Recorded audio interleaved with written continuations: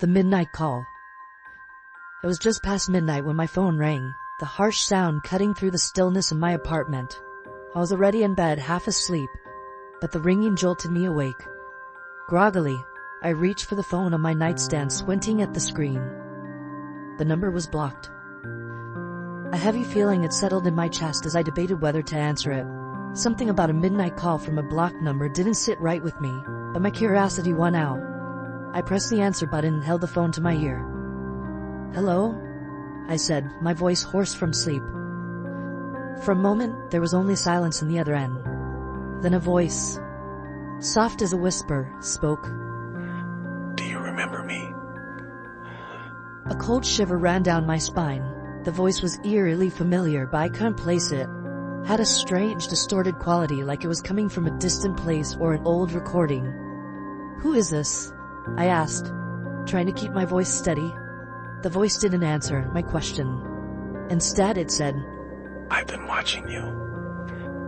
My heart skipped a beat, and I felt a surge of panic. This had to be some kind of sick joke, a prank call. But something about the voice made me doubt that. It sounded too calm, too deliberate. "Stop messing with me," I said, trying to sound more confident than I felt. "I'm hanging up." "Don't." The voice replied, the word almost a plea. "You need to listen to me. I'm closer than you think." I froze, my eyes starting around the dark room. The blinds were drawn, but I felt exposed, vulnerable. The voice on the other end was so familiar, yet I still couldn't identify it.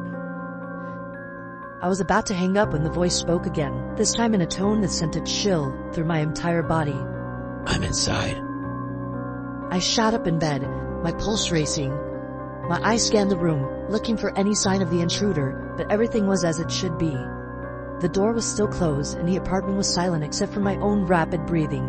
"Where are you?" I demanded, my voice trembling. The line went dead. I stared at the phone, my hands shaking.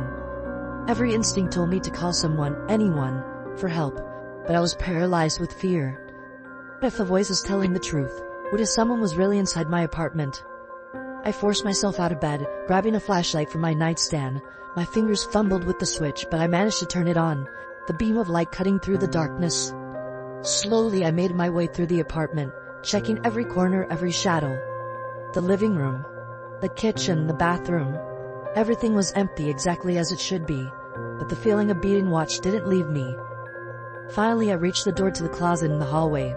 It was slightly ajar, a sliver of darkness visible through the crack.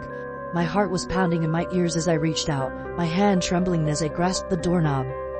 With a deep breath, I yanked the door open, shining the flashlight inside. The closet was empty.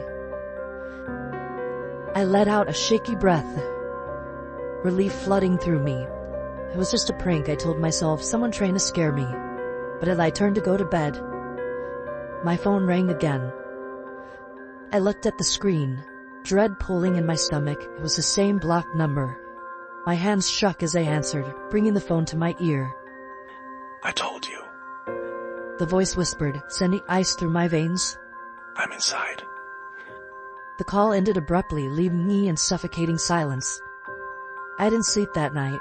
When morning came, I left the apartment, unable to shake the feeling that something was still watching me.